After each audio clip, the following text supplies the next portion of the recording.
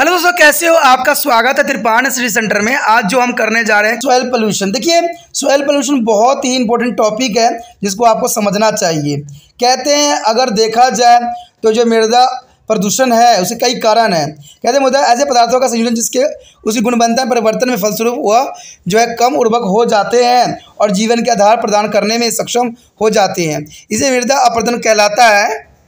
अगर जनरली बात यहाँ पर देखा जाए तो मृदा अपरदन जो होती है, मृदा अपरदन का मतलब ही यही होता है कि अगर मान लीजिए कोई खेत है और खेत में उपज देने की क्षमता खत्म हो गई है तो इसका मतलब है कि मृदा अपरदन हुआ है। यानी कहते हैं जो मृदा के ऊपरी पार्ट होती है बहुत इंपॉर्टेंट होता है, लेकिन कई कारणों से जो होता है वो खेत में रह नहीं पाता और वो इंसानों की गलती की वजह से ही ऐसा होता है जिसकी वजह से मृदा अपरदन कहलाता है। और मृदा अपरदन जो है जनरली होती ही रहती है, जो कि काफ़ी कहते हैं फर्टिलिटी के लिए सही नहीं है और उपज के लिए भी सही नहीं है और पौधे ग्रोथ करने के लिए तो उचित है ही नहीं।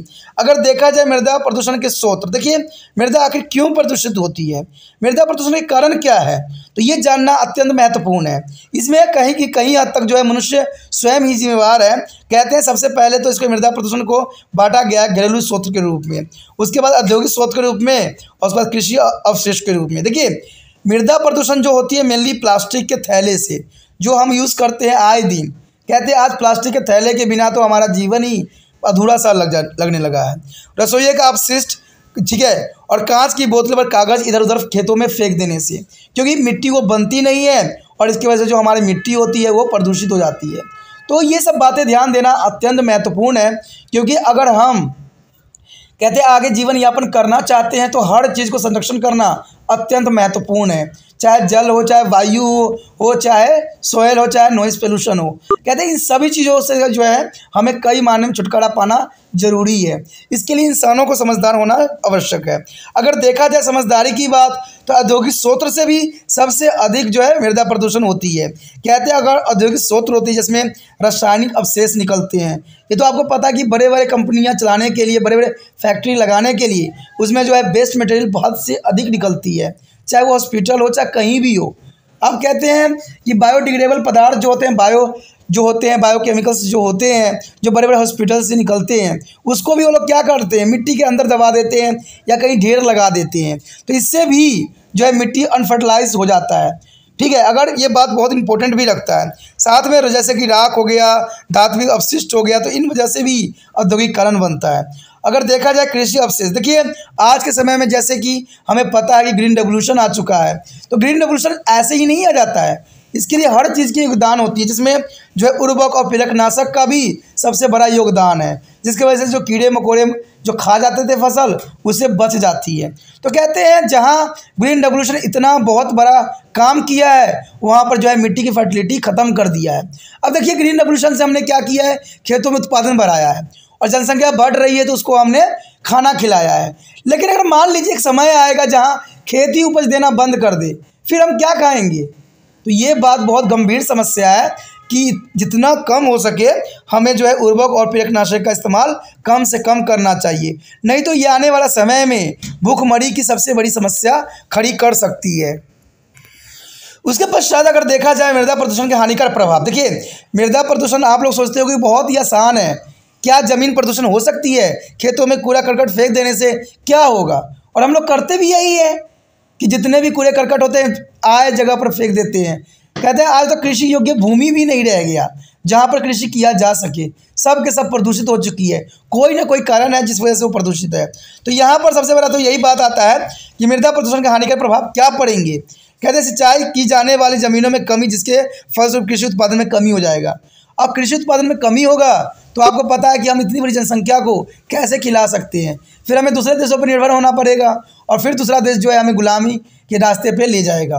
कहते हैं मृदा उत्पादकता में कमी हो जाएगी, यानी जो मृदा उत्पादकता करती है उसमें कमी हो जाएगी, क्योंकि आपने झूम खेती के बारे में पहले भी पढ़ चुके हो। झूम खेती में यही होता था ना कि जो पहले के समय के लोग होते थे भूमि का इस्तेमाल किया करते थे, अगर उसकी फर्टिलिटी ख़त्म हो जाती थी तो उसको खेत को छोड़ के अलग क्षेत्र में चले जाते थे। लेकिन आज के समय में ऐसा संभव ही नहीं है, क्योंकि आज जनसंख्या इतनी है, अगर आप खेत छोड़ के कहाँ जाओगे? तो ये बहुत गंभीर समस्या है, इसमें सोचने वाली बात है। उसके पश्चात है प्रदूषकों का खाद्य श्रृंखला में प्रवेश। देखिए कहते हैं जितना भी हम चीज़ों को जो है यूज़ करते हैं खेतों में, चाहे जीव जंतुओं के लिए यूज़ करते हैं, सबका प्रभाव हमें उलट के हमें ही पड़ता है। ठीक है, तो आज के समय में जो है खाद्य श्रृंखला में ये सारे जो है अकार्बनिक पदार्थ सब जो है सम्मिलित हो चुका है और हम इसके आदी भी हो चुके हैं। ठीक है, और ये इसका जो प्रभाव हमें शरीर के इफेक्ट देखने को मिलता है। आज आए दिन जो है व्यक्ति हमारे घर में या किसी के घर में भी देख लो, एक न एक व्यक्ति जो है बीमार होगा ही होगा। कारण क्या है? ये सारे जितने भी मटेरियल यूज़ कर रहे हैं खादों के लिए या जीव जंतु के लिए जितना भी यूज़ कर रहे हैं, सब जो है साइकिल होकर जो है खाद्य श्रृंखला में प्रवेश कर जाते हैं और खाद्य श्रृंखला में हम भी हैं। तो इसका जो है सबसे अधिक प्रभाव हम पे ही पड़ रहा है। यानी कहते हैं ना, हम पे ही किया गया, दूसरे पे किया गया एक्सपेरिमेंट हम पे ही उलट के हम पे ही पड़ती है। तो ये बहुत गंभीर समस्या है जिसको हर एक व्यक्ति को सोचने की आवश्यकता है। कहते हैं प्राकृतिक दृश्यता को नुकसान। देखिए प्राकृतिक दृश्यता को नुकसान होती ही होती है, क्योंकि सॉइल पोल्यूशन होगा तो जैसे प्राकृतिक जो दृश्य होती है उसका भी नुकसान होता है। चाहे आप कहीं भी चले जाओ, आपको लिफाफे, ठीक है, बहुत से दिखे नज़र आएंगे ही आएंगे। चाहे कितना भी स्वच्छ क्यों न राज्य हो, कितना भी स्वच्छ क्यों नहीं देश हो, वहाँ पर इन चीज़ों को जो है आम आपको देखने को मिलेगा। उसके पश्चात है मृदा प्रदूषण का नियंत्रण। देखिए ये बहुत काफ़ी इंपॉर्टेंट बात है कि जो मिट्टी प्रदूषण होती है उसको हम कैसे रोक सकते हैं। देखिए दोस्तों, रोकने का तरीका तो है, लेकिन लोग इसको अपनाए तब ना। लोग तो इसको अपना ही नहीं रहे हैं। तो देख लेते हैं फिर भी मृदा प्रदूषण के नियंत्रण क्या उपाय हैं जिसको हम करके जो है अपने कर सकते हैं। कहते हैं सबसे पहले तो यही बात है जो मैं अभी बता रहा था आपको कि रासायनिक उर्वरक और प्रेरकनाशक का विवेकपूर्ण उपयोग। यानी हमें इतना ही रसायन का उपयोग करना चाहिए जितना आवश्यक है, धड़ल्ले से उपयोग नहीं करना चाहिए, नहीं तो खेत के प्रदूषण के साथ साथ मानव जीवन के अस्तित्व के लिए भी खतरा का विषय बन सकता है। उसके पश्चात है उपयुक्त एवं समुचित सिंचाई व्यवस्था। देखिए सिंचाई व्यवस्था भी सही करना अत्यंत महत्वपूर्ण है। इससे क्या होगा कि इससे मृदा प्रदूषण होने की चांसेस बहुत ही कम होगा। कहते हैं कृषि अवशिष्ट एवं कंपोस्ट में रूपांतर तथा जैव उर्वरक को खाद और कृषि में अधिक उपयोग करना। देखिए कहते हैं यहाँ कंपोस्ट खाद का उपयोग करना चाहिए, और कंपोस्ट खाद का उपयोग करना कई मायने में हमारे लिए भी अच्छा है, क्योंकि आपको पता है कि जो काऊ डंक होते हैं, काऊ के मल मूत्र हो जाए, चाहे इंसानों के हों, उनको किसी गड्ढे में एकत्र करके उसको क्या करना है, कई महीने तक उसको सराहना गलाना है, और ये सड़ने गलने के बाद आपको पता है कि मीथेन गैस बन जाती है जो रसोई घर में गैसों के रूप में उपयोग किया जा सकता है। जब इसका गैस खत्म हो जाता है तो उसका भी हमारा उपयोग खत्म नहीं होता, यहाँ तक इसका उपयोग और बढ़ जाता है। ये जो हो जाता है खाद के रूप में कन्वर्ट हो जाता है, और इस खाद में जो होता है कोई तरह के फर्टिलाइज़र यूज़ नहीं होता है, और इसका कृषि भी जो होती है 4 गुनी हो जाती है। तो आप समझ सकते हो कि हम इन चीज़ों का इस्तेमाल करके कंपोस्ट बना के या जैव उर्वरकों का उपयोग करके, खादों का उपयोग करके हम कृषि में उत्पादन हद से अधिक बढ़ा सकते हैं, जो कि रसायन भी जो है नहीं बढ़ा सकती है। तो हम क्यों नहीं प्राकृतिक चीज़ों का इस्तेमाल करें। लेकिन आज लोग जो है ऐसे प्राकृतिक चीज़ों का इस्तेमाल करना ही नहीं चाहते। ठीक है, उनको तो छींची लगता है, गंदगी लगता है, लेकिन ये गंदगी नहीं है। कहते हैं ये हमारा भोजन के मटेरियल के बॉडी से बाहर निकलता है, इसको गलत हम नहीं कह सकते, और इसका खाद जो है बहुत उपयोगी होता है। कहते हैं ये चीज़ें जो है कई जगहों पर इस्तेमाल भी किया गया है, और इसका जो है अच्छा खासा हमें फ़ायदा भी देखने को मिला है।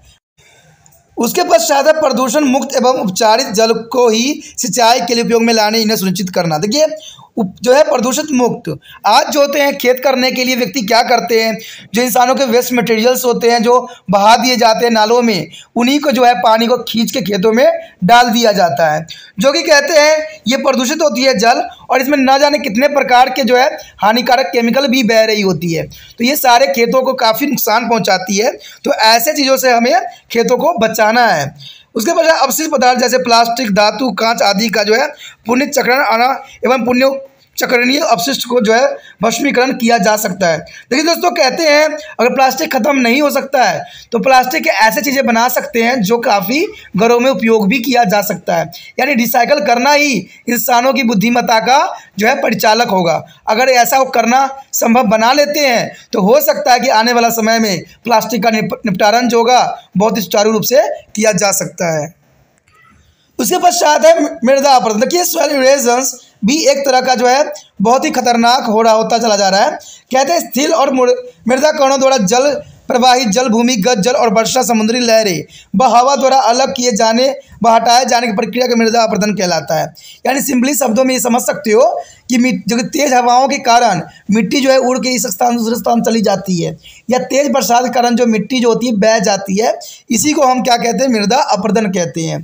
ठीक है, ये बहुत ही साधारण लैंग्वेज में है। कहते हैं मृदा का जो अपरदन जल का वायु द्वारा हो सकता है, जिसके कारण हमारे देश में प्रतिवर्ष मृदा का महत्वपूर्ण भाग नष्ट हो जाता है। आपने देखा ही होगा कि कई क्षेत्र में जो है बहुत तूफान आती है, और ये तूफान में क्या होता है, मिट्टी के कण ही होते हैं।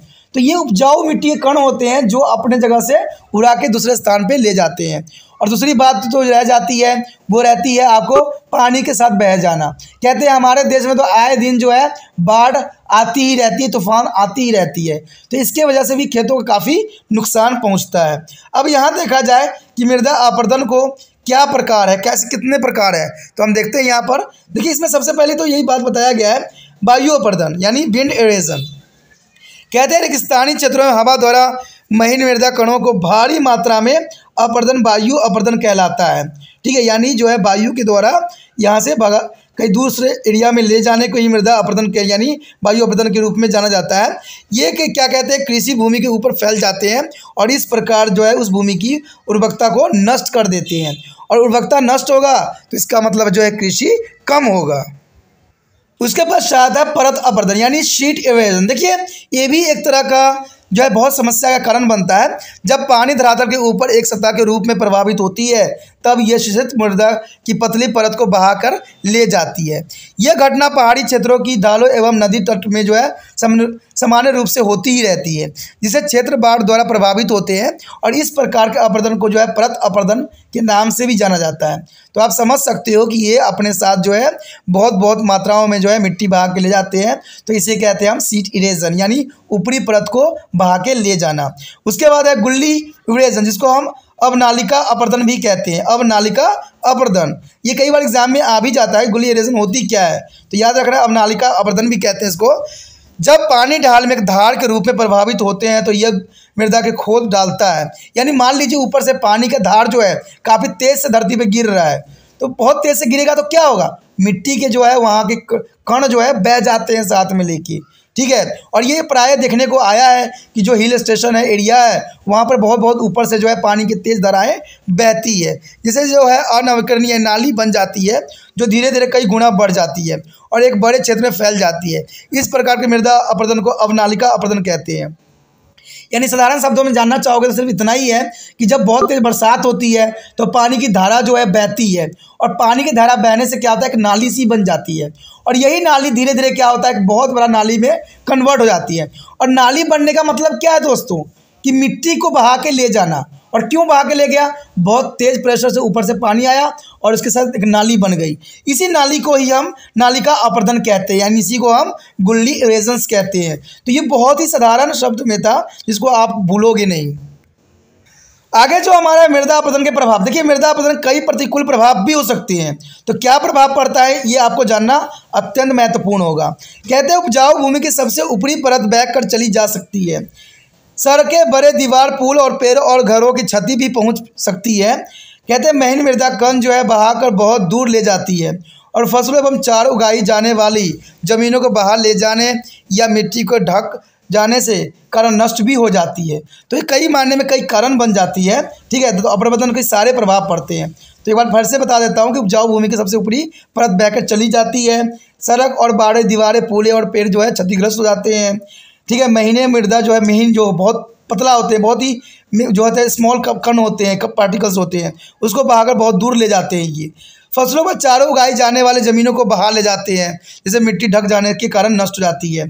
ठीक है, बाढ़ प्रभावित क्षेत्रों को ठीक होने में काफ़ी समय लग जाता है। यानी आपको पता है एक बार बाढ़ आ जाती है तो उस एरिया को सही करने में कई टाइम लग जाती है, और उर्वरक भी बहकर नीचे की तरफ चल जाती है, जिसके कारण कृषि की उपजाऊ में भी कमी हो जाती है। और ये जनरली देखने को मिला भी है। आपको पता है कि भारत में जो है ऐसी बाढ़ आती ही रहती है, और उस क्षेत्र के लोग जो है काफ़ी प्रभावित होते हैं। उसके पश्चात मृदा के कार्बनिक अवयव, अवशेष या कोई प्रयुक्त खाद्य अपशिष्ट कम भारी होने के कारण आसानी से खेत से बह जाते हैं। मृदा से पोषक एवं उर्वरक के क्षय से फसलों सीधे ही प्रभावित होते हैं, और बीज और पौधे जो है अस्त व्यस्त हो जाते हैं।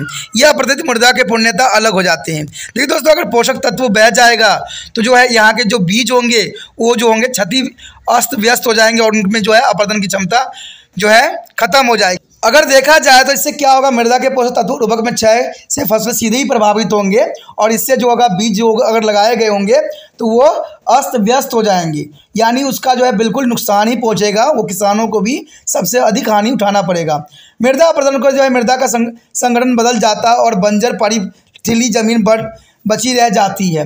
मृदा की गुणवत्ता, संरचना और सामूहिक स्थापित्व जो है संगठन की प्रभावित भी काफ़ी होती है। कहते हैं समष्टि के विभंग को, छोटे कणों को हटाने या मृदा की पूरी सतह या कार्बनिक द्रव्य के स्थानांतरण से ढांचा कमजोर पड़ जाता है और यहाँ की जो है संरचना में एक बदलाव आ जाती है। संरचना परिवर्तन के फलस्वरूप मृदा की जल धारक क्षमता प्रभावित होती है और यह जो है ड्रग यानी अनावृत्त और चरम स्थिति के लिए अति संवेदनशील हो जाती है। तो ये काफ़ी इंपॉर्टेंट बात यहाँ रखता है। कहते हैं मृदा अपरदन के कारण जो है जलधाराओं में पहुँचने वाले अवसाद प्रभाव मार्ग को अवरुद्ध भी करते हैं, क्योंकि आपने देखा होगा कि जब तेज पानी की बहाव चलते हैं तो सिर्फ पानी नहीं चलता है, उसके साथ बहुत से अवशिष्ट पदार्थ भी साथ में चलते हैं, जिसकी वजह से जो है अवसाद प्रभाव मार्ग भी काफ़ी अवरुद्ध हो जाता है और जलाशय जो है गाद यानी स्लैट के बढ़ जाती है। यह अनुप्रभाव नीचे बहने वाली डाउन स्ट्रीम जल को भी गुणवत्ता में काफ़ी नुकसान पहुंचाती है। तो ये भी बहुत बड़ा कारण यहाँ पर बन सकता है। अगला जो बात है हमारा मृदा अपरदन के कारण। देखिए मृदा अपरदन के कारण कौन कौन से हो सकते हैं। सबसे पहला कारण तो आता है प्राकृतिक स्रोत यानी जल अपरदन, वाटर इरेजन्स। कहते हैं वर्षा के समय वर्षा की बूंदा पुंज को नष्ट कर देते हैं, उन्हें बिखर सकती है। स्थिर मृदा कण जो है पानी के साथ बहकर चले जाते हैं, यानी धरती जो स्थिर रहती है और जब बरसात होती है तो पानी की बूंद जो होती है उनको ढीली कर देती है। और ढीली करने से क्या होता है, आपने देखा होगा कि कोई गंदा नाला बह रहा हो लेकिन बरसात के टाइम जो होता है मिट्टी के कण बह रहे होते हैं, तो ये आपको जनरली देखने को मिल ही जाता है, क्योंकि मिट्टी ज़मीन जो होती है ढीली पड़ जाती है और ये पानी के तेज बहाव जो है अपने साथ जो है इंपॉर्टेंट मिट्टी को बहा के ले जाती है।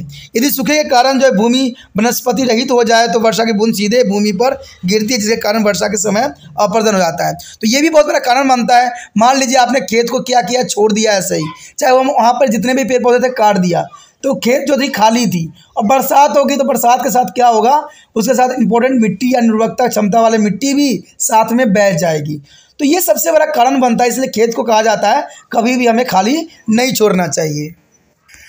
उसके पश्चात है वायु अपरदन यानी विंड इरोजन। देखिए ये तो जनरली बात है कि वायु द्वारा भी भारी मात्रा में मृदा हस्तांतरित होती है। यह मृदा अपरदन की एक गंभीर समस्या है।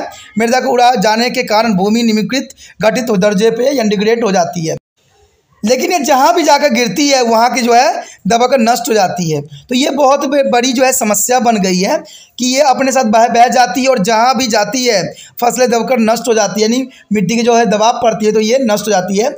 सूखे की स्थिति में हवाएं मृदा के महीन कणों को उड़ा ले जाती है। अगर मान लीजिए कहीं सूखा या खेत को आपने पोला करके छोड़ दिया है तो इसके वजह से भी मिट्टी जो है उड़ के चली जाती है। कहते हैं मानव जाति यानी एंथ्रोपोजेनिक मृदा अपरदन मनुष्य के कारण मृदा का अपरदन, ये भी एक इम्पोर्टेंट बात है।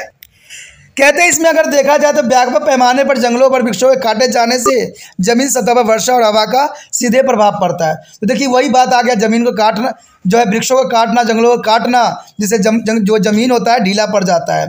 उदाहरण उचित वनस्पतिक अनुच्छेदन के प्रभाव में वर्षा की बूंदे के लिए कोई अवरोध नहीं रहता है, तो उसके साथ वजह से क्या होता है, सीधे भूमि पर पानी गिरती है और जिसके फलस्वरूप जो है स्थिर मृदा कण यानी जो उथली होती है मिट्टी कण वो हवा से उड़ाकर वर्षा के जल के साथ बहाकर ले जाती है। अगर निर्माण कांच का खनन और नहरें और जो है गड्ढा खोदने आदि की मृदा संरचना में परिवर्तन करता है, इससे जो है उचित गति हवाएं और वर्षा के जल के कारण मृदा अपरदन की प्रक्रिया काफ़ी तेज हो जाती है। तो वही आपने देखा ही होगा कि निर्माण कार्य तो कभी ख़त्म ही नहीं होती, आए दिन निर्माण कार्य चलती रहती है। तो इसके वजह से भी जो है प्रॉब्लम आती है। खनन और नहरें और गड्ढे खोदने से भी ऐसी समस्या उत्पन्न हो जाती है। ठीक है, देखा जाए सड़क निर्माण के जो है समय मिट्टी की काफ़ी खुदाई हो जाती है, इससे हवा और पानी द्वारा मिट्टी के अपरदन होना एक जनरल सी बात या स्वाभाविक बात हो सकती है। कहते हैं अगला कारण अगर देखोगे तो अधिक जुताई है, यंत्रों का उपयोग, उर्वरक और सिंचाई भूमि की क्षति। कहते हैं हमने यंत्रों का जो उपयोग किया है हम पे ही आज भारी पड़ता हुआ नज़र आ रहा है और आने वाला समय में जो हमने यंत्र जो हमारे लिए भविष्य था वो हमारे लिए सबसे बड़ा अभिश्राप बनने को तैयार है। कहते हैं कई स्थानों पर पशुओं एवं क्षतिचारण यानी ओवरग्राजिंग के कारण घास व पेड़ नष्ट हो जाते हैं, इससे भूमि अपरदन के लिए संवेदनशील हो जाते हैं। तो ये भी बहुत बड़ा समस्या बनता है कि हम क्या करते हैं जो जीव जंतु है उसको जो है अधिक घास खिलाने के चक्कर में क्या करते हैं, वहाँ के जो खेत है उसको उजाड़ देते हैं, जिसके ओवर ग्राजिंग की वजह से भी कई पेड़ पौधे और घास नष्ट हो जाते हैं, जिसकी वजह से मृदा अपरदन संवेदनशील हो जाती है। अब यहाँ पर आता है मृदा अपरदन की रोकथाम। देखिए मृदा अपरदन की रोकथाम की कुछ विधियाँ हैं जिसके बारे में आपको जानना चाहिए। कहते हैं पेड़ों की जड़ें मृदा पदार्थों को जकड़ के रखती है, अंत हमें अपने वनों और पेड़ों को काटे जाने से बचाना चाहिए। देखिए ये तो मैं पहले ही कह चुका हूँ कि पेड़ पौधे जितने बचेंगे उतना ही मनुष्य का अस्तित्व बना रहेगा। कहते हैं वनीकरण और तात्पर्य है कि काटे गए वन वृक्षों के स्थान पर नए वृक्ष रोपण से नदी किनारे, बंजर भूमि या पर्वतीय क्षेत्र ढालों पर जो है पेड़ लगाए जाने के कारण उन क्षेत्रों में मृदा का अधिक अपरदन कम हो जाता है। यह वायु अपरदन रोकने में भी काफ़ी प्रभावशाली नजर आती है। कहते हैं घरेलू पशुओं द्वारा चरना एवं योजनाबद्ध तरीके से किए जाने पर जो है वनस्पतिक आच्छादन की यानी विशेषकर पर्वतों की ढालों में रक्षा करने के मृदा अपरदन को कम किया जा सकता है। यानी अगर आप घरेलू पशुओं को अगर ढंग से अगर चराते हो, अगर योजनाबद्ध बनाते हो तो इसे मृदा अपरदन को रोकने में काफ़ी हेल्पफुल भी हो सकता है। उसके पश्चात है पानी के बहाव के लिए जो है चैनल रक्षित किए जाने चाहिए। यदि जल मार्गों का सुनिश्चित रख रखाव किया जाए तो पानी की गति कम होने से मृदा अपरदन भी कम हो सकता है, जैसे बड़े बड़े डैम बना के। कहते नदियों में बाढ़ व परिणामित मृदा अपरदन रोकने के लिए बांधों का निर्माण किया जाना चाहिए। यह जो है योजनाबद्ध तरीके से पानी के सूखे क्षेत्रों की ओर प्रभावित करके किया जा सकता है।